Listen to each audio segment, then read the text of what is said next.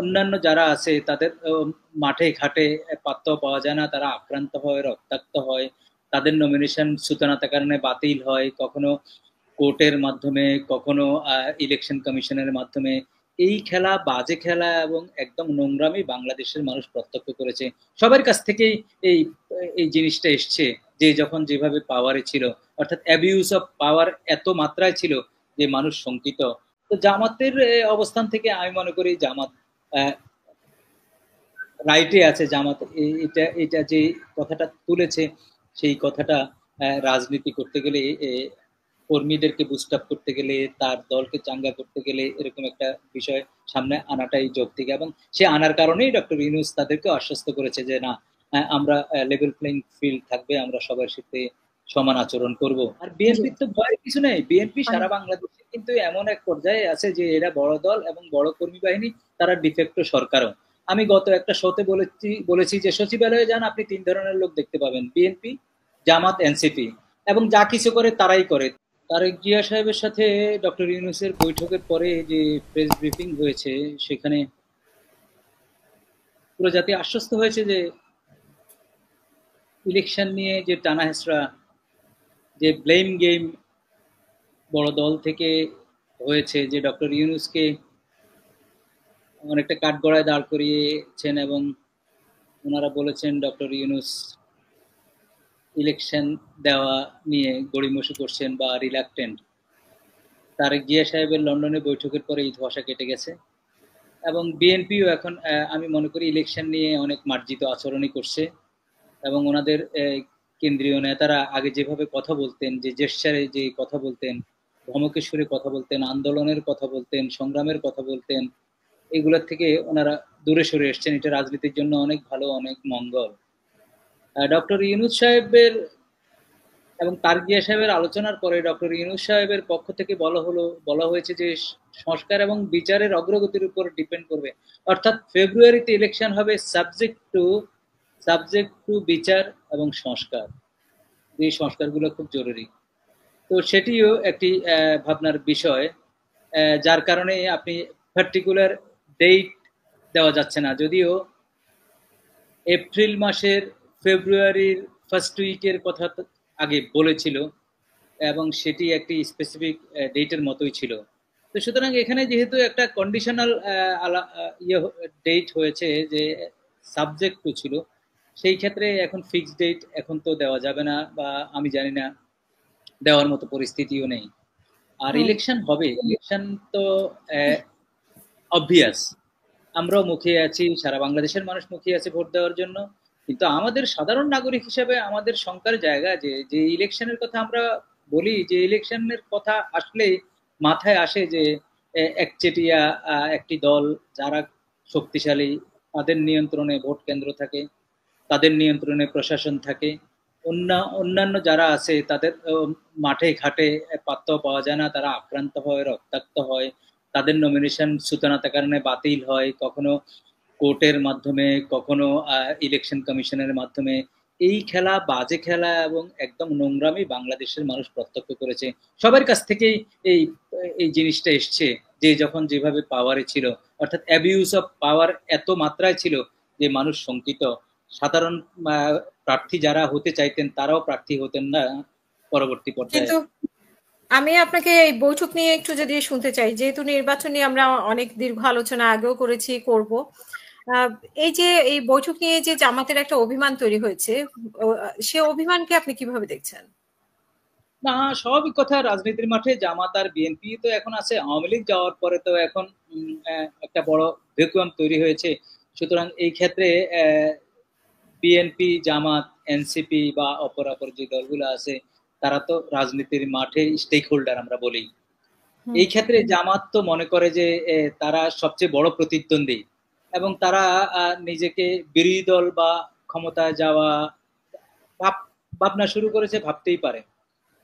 তো জামাত মনে করে যে তারেক জিয়া সাহেবের সাথে ডক্টর ইউনূসের বৈঠকের পরে যে প্রেস ব্রিফিংটা হয়েছে, সেই প্রেস ব্রিফিং এ বিএনপি আপার হ্যান্ডে চলে গিয়েছে, এটি স্বাভাবিক।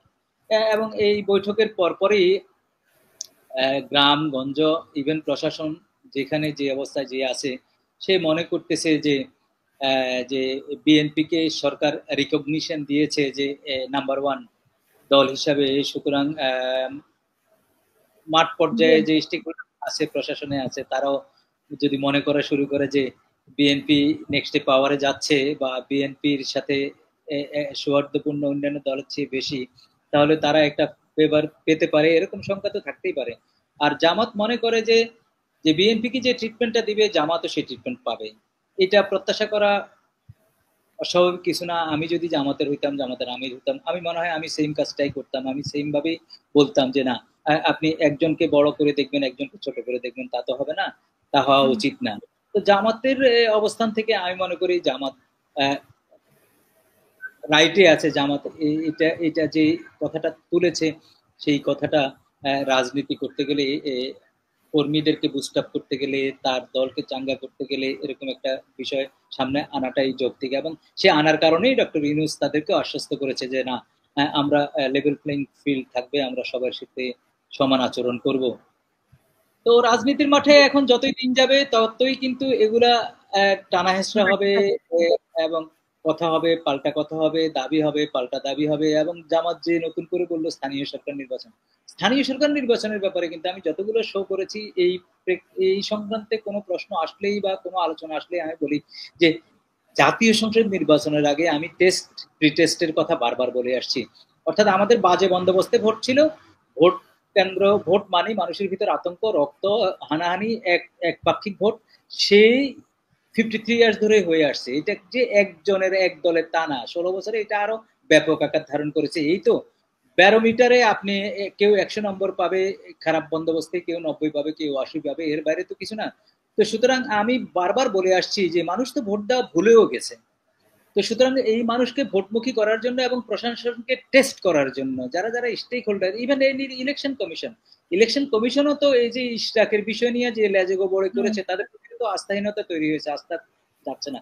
সুতরাং তাদের উচিত হবে স্থানীয় সরকার বলতে আমি সিটি কর্পোরেশনের 8-10টা নির্বাচন দিয়ে যদি প্রিটেস্ট করা যায় যে মানুষ ভোট কেন্দ্রে যাচ্ছে, নিরাপদ হচ্ছে, সাধারণ প্রার্থীরা নিরাপদ হচ্ছে, স্বতন্ত্র প্রার্থীরা তাদের লেভেল প্লেইং ফিল্ডে তারা সমান সুযোগ সুবিধা নিয়ে মাঠে থাকতে পারছে, এগুলো পরীক্ষার জন্য একটা নির্বাচন দরকার।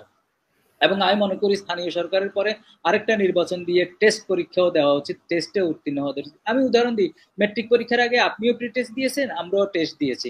প্রি টেস্টে পাশ করলে টেস্ট, টেস্টে পাশ করলে আপনি সেন্ট্রাল পরীক্ষায় অংশগ্রহণ করতে পারেন। এখন বিএনপি বরাবরই বলছে স্থানীয় সরকার নির্বাচন দিলে অনেক ঝামেলা হইতে পারে, আওয়ামী লীগের লোকাল লোকজন আসতে পারে, এইসব কথা বলে ওরা স্থানীয় সরকার চাচ্ছে না। এটা তাদের রাজনৈতিক বিষয়। বাট আমি পার্সোনালি একজন নাগরিক হিসাবে আমি চাচ্ছি যে প্রি টেস্ট এবং টেস্ট করার আগে জাতীয় সংসদ নির্বাচন যাতে না হয়। কারণ যদি জাতীয় সংসদ নির্বাচন যদি আগের মতো যদি কোনো বন্দোবস্ত হয়ে যায়, আমি আর রেক্টিফাইয়ের সুযোগ থাকবে না। আবার সেই জুলাই বিপ্লবে 2000 শহীদ, 30,000 পঙ্গুদের অভিশাপে আমরা অভিসম্পাদিত হব, ওরা আমাদেরকে অভিশাপ দিবে।